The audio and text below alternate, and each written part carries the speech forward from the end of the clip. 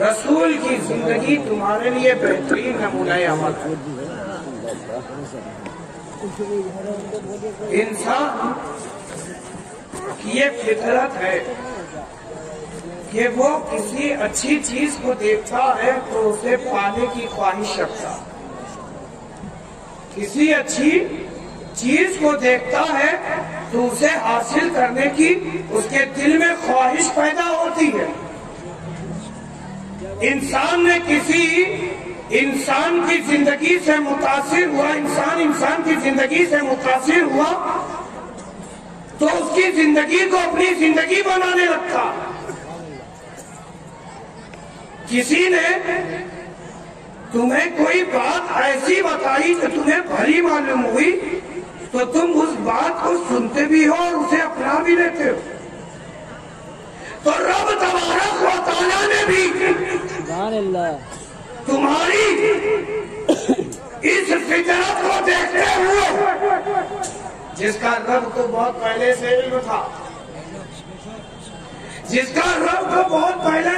تھا، اس رسول کی زندگی کو تمہارے لیے بہترین نمونہ عمل بنا دیا۔ رسول کی زندگی تمہارے لیے بہترین نمونہ عمل ہے۔ ایسی زندگی کہ اگر اس زندگی کو تم نے اپنا لیا، اپنی زندگی بنا لیا تو تم رب کا قرب حاصل کر لو گے۔ تم رب کا قرب حاصل کر لو گے۔ تو زندگی سے انسان اسی وقت متاثر ہوتا ہے کہ جس کی زندگی کو دیکھے یا جس کی زندگی کے بارے میں سنے کہ فلاں کی زندگی ایسی ہے، فلاں کی زندگی ایسی ہے، فلاں کی زندگی ویسی ہے۔ تو جب تمہارے سامنے اس ذات کا ذکر کیا جائے جو احسن ہے، جو احسن ہے، جو اعلیٰ ہے، جو بلند ہے، اور اتنا بلند کہ رب فرما رہا ہے وَرَفَعْنَا لَكَ ذِكْرَكَ، وَرَفَعْنَا لَكَ ذِكْرَكَ۔ عزیزان گرامی، وہ جو سب سے بلند ہے بعد خدا، وہ جو سب سے بلند ہے، سب سے اعلیٰ ہے بعد خدا، وہ خدا نہیں پر خدا سے جدا بھی نہیں ہے۔ کیا بات ہے، بہت اچھا۔ وہ خدا نہیں پر خدا سے جدا بھی نہیں ہے۔ اللہ، اس حبیب کی زندگی تمہارے لیے بہترین نمونہ عمل ہے۔ تو بندگان خدا کو چاہیے کہ حبیب کی زندگی کو اپنی زندگی بنا لیں۔ میں زیادہ وقت نہ لیتے ہوئے چند اہم سرکار کی زندگی سے، یعنی وہ زندگی کے وہ گوشے جس سے میں متاثر ہوں، جس سے میں نے عبرت حاصل کی ہے کہ زندگی گزارنی ہے تو کیسے گزارنی ہے۔ سرکار کے زندگی کے چند اہم لمحے جو سرکار نے ہمیں درس دیے ہیں۔ سرکار نے بتایا ہے کہ زندگی گزارنی ہے تو ایسے گزارو، زندگی گزارنی ہے تو ایسے گزارو۔ عزیزان گرامی، بندگی کرنی ہے تو ایسے بندگی کرو۔ جب حکم ہوا کہ خدا کی عبادت کرو، نماز پڑھو،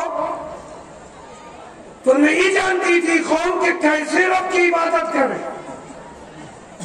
تو جبریل امین آئے، نماز پڑھ کے بتایا، رکوع کیا، سجدہ کیا۔ رسول نے نہیں کہا کہ جبریل کی اطاعت کرو، کیا بات ہے۔ خدا نے نہیں کہا کہ جبریل امین کی اطاعت کرو، روح الامین کی اطاعت کرو۔ رب حکم دے رہا ہے کہ رسول کی اطاعت کرو۔ حبیب فرماتے ہیں کہ اے صحابہ، اے میرے امتیوں، تم جیسے مجھے دیکھتے ہو نماز پڑھتا ایسے پڑھو، رب تمہاری عبادتوں کو قبول فرمائے۔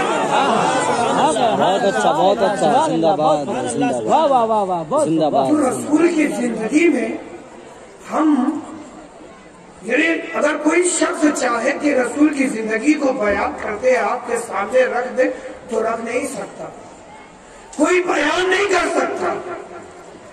ماں کے پیٹ سے نبی نبی کرے، قبر تک پہنچائے نبی نبی کرے، قیامت آ جائے نبی نبی کرے، پھر بھی ذات مصطفیٰ کا حق ادا نہ کر سکے گا، پھر بھی ذات مصطفیٰ کا حق ادا نہ کر سکے گا۔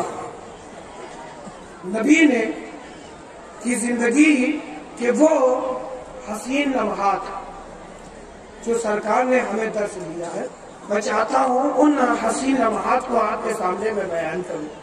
سننا چاہتے ہیں؟ ایک مرتبہ درود پاک پڑھیں، اللہم صلی علی سیدنا ومولانا محمد وعلی آلہ وصحبہ اجمعین کما تحب و ترضى صلی اللہ علیہ وسلم۔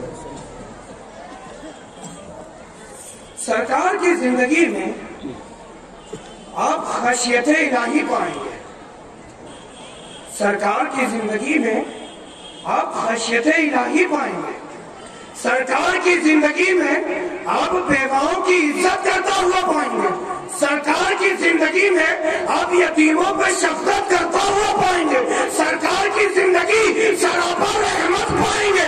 ارے کیوں نہ پاؤ؟ قرآن فرما رہا ہے وَمَا أَرْسَلْنَاكَ إِلَّا رَحْمَةً لِّلْعَالَمِينَ، اے محبوب ہم نے نہیں بھیجا مگر رحمت للعالمین بنا۔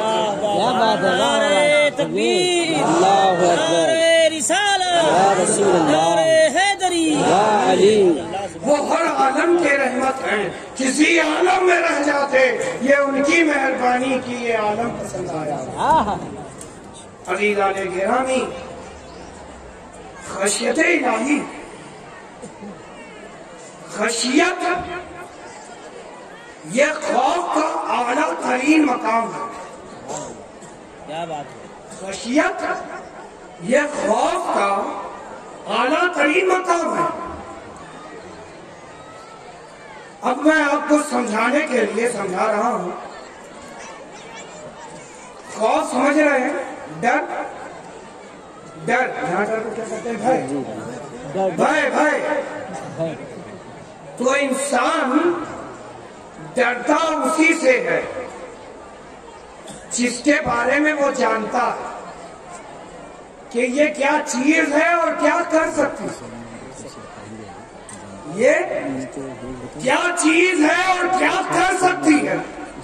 مثلاً تو مثلاً آپ کے سینے پہ میں نے بندوق رکھ دی، آپ بندوق کے بارے میں نہیں جانتے، اسے لگ رہا ہے کہ یہ لوہے کا ایک ٹکڑا ہے جسے اس نے سینے پہ رکھ دیا ہے، بتاؤ کیا وہ شخص ڈرے گا؟ نہیں۔ لیکن جب اسی کے سامنے تم نے بندوق کو چلا دیا اور وہ شخص مر گیا تو دوسرا شخص بتاؤ بھیبیت ہوگا یا نہیں ہوگا؟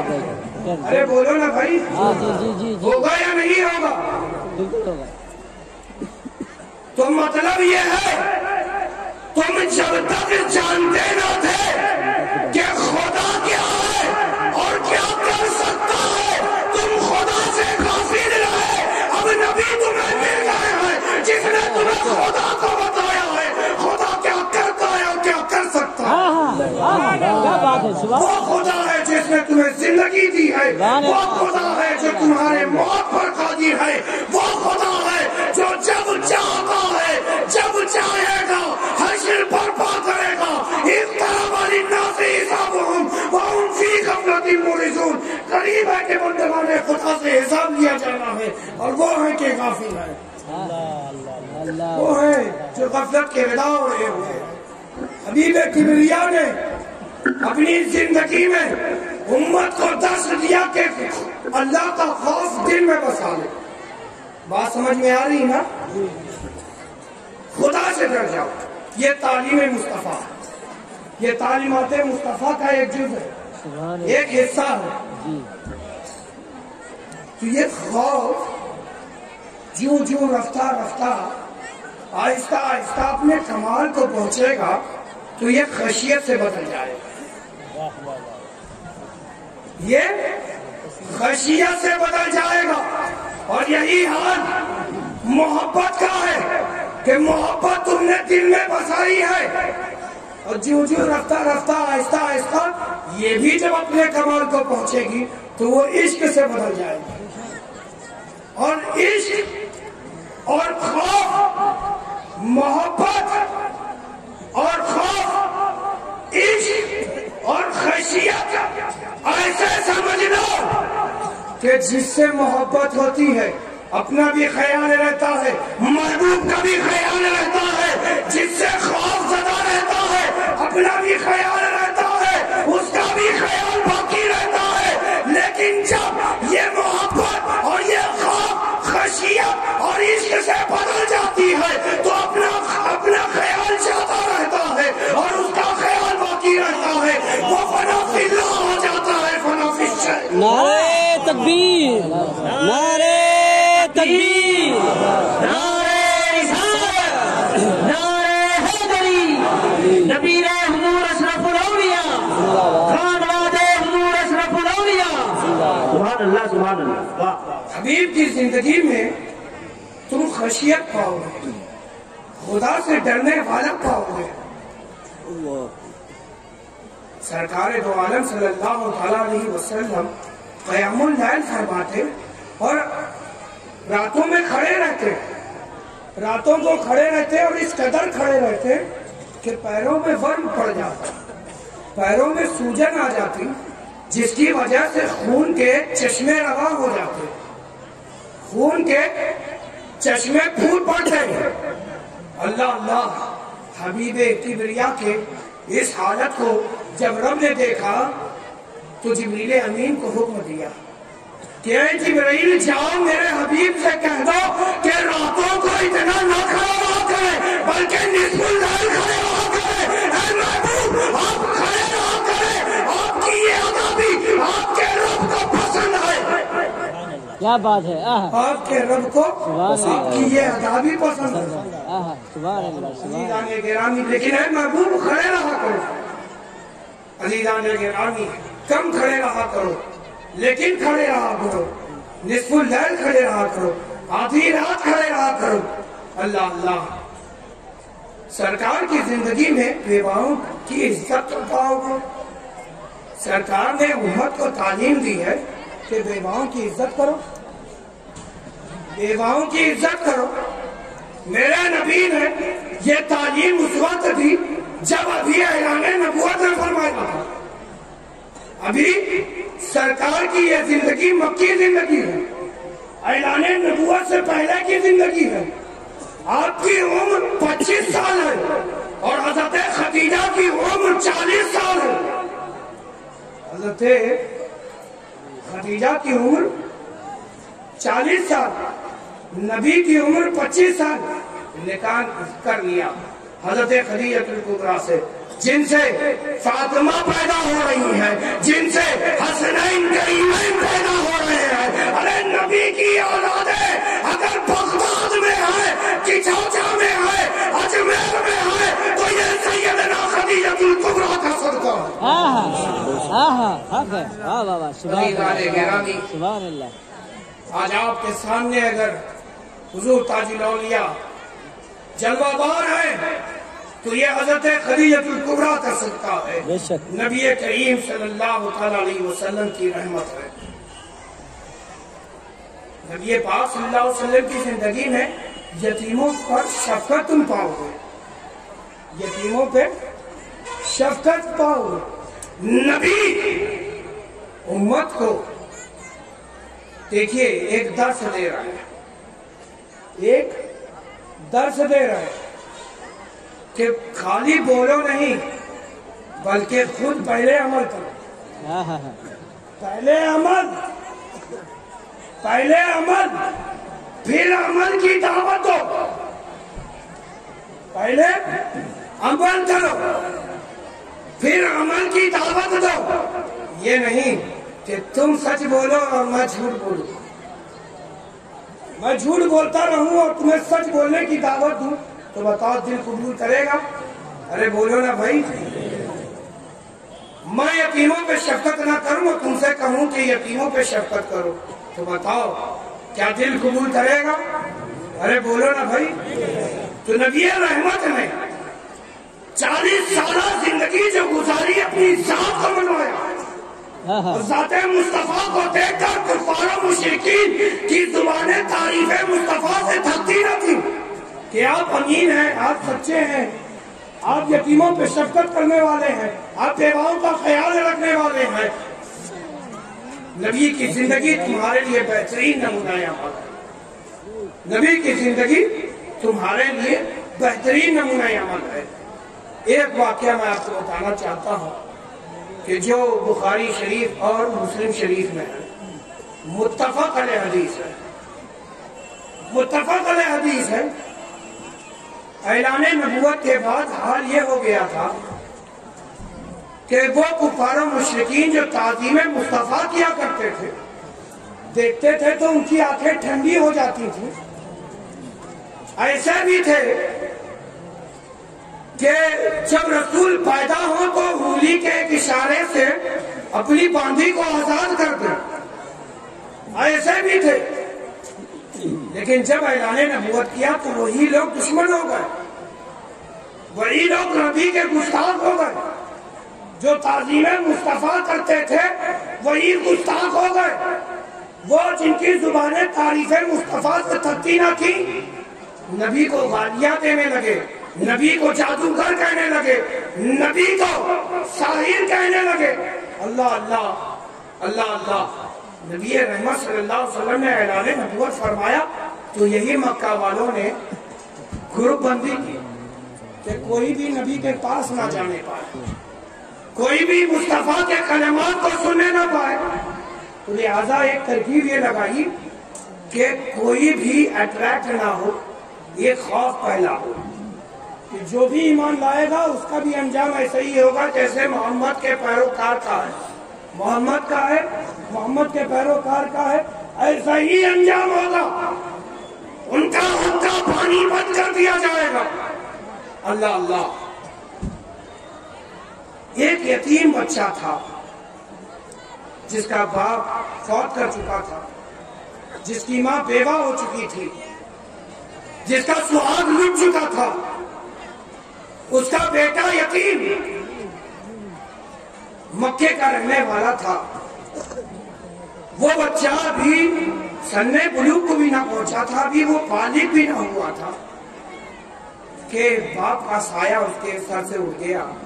وہ بچہ یتیم ہو گیا. اس کا اب کوئی پرسان حال مکے میں نہ رہا. کوئی ایسا یکدہ نظر آ رہا تھا کہ جو اس بچے کے سر پہ دستے شفقت پھیرتا.